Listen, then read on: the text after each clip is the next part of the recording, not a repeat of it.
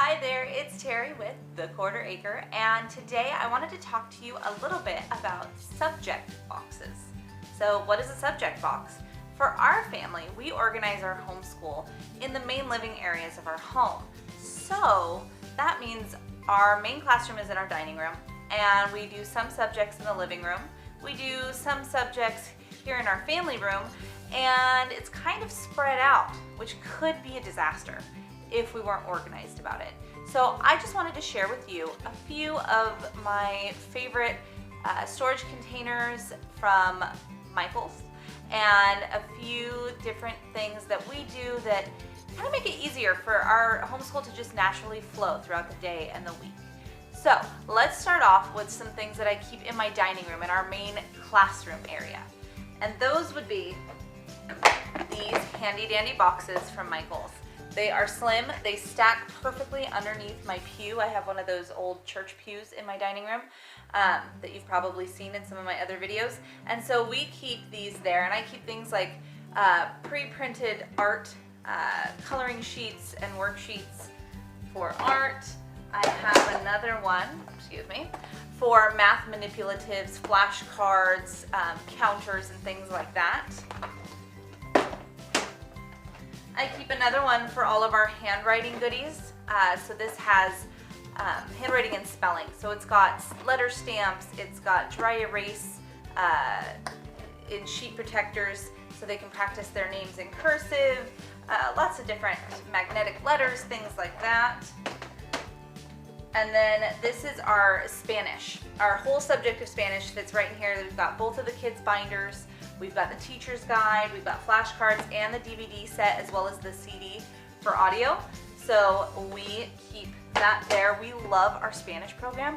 So if you are looking for a Spanish program, let me know in the comment section down below, and I'll do a video on our Spanish program and why we love it so much. So that's what I use those bins for, and those are my conventional bins. Well, I use some unconventional things too.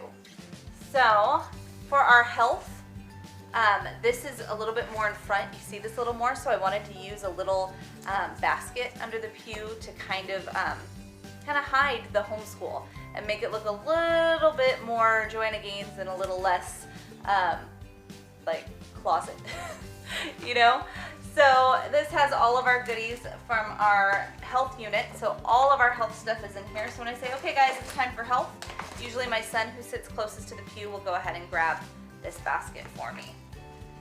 And that's a unit that I designed myself. Are you interested in designing your own units for your kids to kind of meet their needs? I know designing a health unit was not something I thought I wanted to do until I realized that I had a first grade girl and a 7th grade boy. And then I realized, you know what, I'm gonna have to get creative here with what I am teaching them. Next up is our history bin. And so it's not really a bin at all. It is like an antique looking magazine rack that I actually picked up at the Goodwill, and it lives in our living room. So why do we split up out of the dining room to do history? Well, we watch a lot of movies in there, and it's a good change of pace. The only subject that we do in the living room is history, and we can keep it all in this handy dandy bin. We've got our notebooks, we've got clipboards, we've got little pencil pouches with colored pencils, sorry, that we only use there so that they don't get dragged around. And we've got extra supplemental books. By the way, this is my son's favorite history book. Like, he's like, Mom, can I read ahead? Can I please read ahead of where we are? It's hilarious. It's like a humorous take on the history of mankind. Next up is my biggest basket, because it's one of our biggest loves in our house, science. So my son and my daughter both love science. And we use The Good and the Beautiful, which I cannot sing their praises enough for their science units. They are perfect for that age split. Like if you've got a wide range of kids you're schooling, or you just have two like me, but they're pretty spread apart, it's perfect because it has just the right amount for the littles, and then it's got the 7th, 8th grade extension for the older kids. And I think even 6th graders could probably benefit from that 7th, 8th extension, depending on where they're at.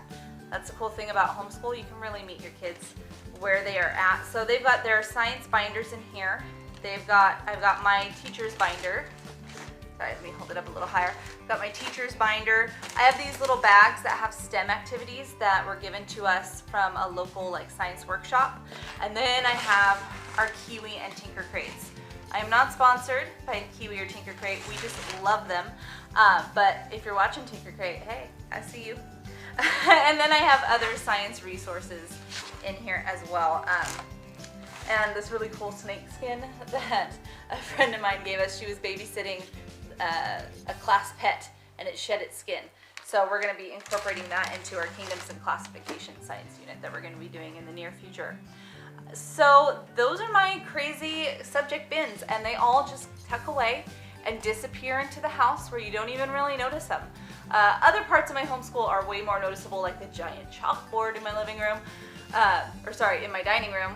These bins are not intrusive, which is nice. It's nice to be able to put them away at the end of the subject and not be tripping over them, not have supplies scattered from one end of the house to the other. Everything gets tucked away and put away, and at the end of the day, that gives mommy a lot more peace of mind. How do you organize your group subjects? The things that you do together as a family, how do you store them? I would love to know. Please let me know in the comment section down below. And if you haven't yet, please hit a thumbs up on this video so that you can keep seeing more content from me, and definitely hit the subscribe button. Thank you so much for stopping by today, and I hope that you have a great rest of your day. Be blessed.